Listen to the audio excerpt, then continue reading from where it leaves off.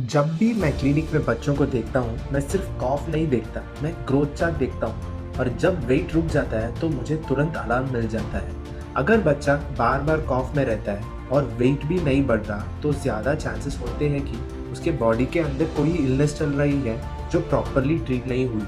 Repeated कॉफ plus poor wait सिर्फ seasonal problem नहीं होता। मैं पेरेंट्स को हमेशा एक बात बोलता हूँ, अगर ग्रोथ फॉल्टर हो रही है तो सिर्फ मेडिसिन बदलने से काम नहीं चलेगा। इस बच्चे को स्पेशलिस्ट केयर चाहिए। इस रील को सेव करो, हर पेरेंट के साथ शेयर करो और याद रखो, ग्रोथ नेवर लाइज।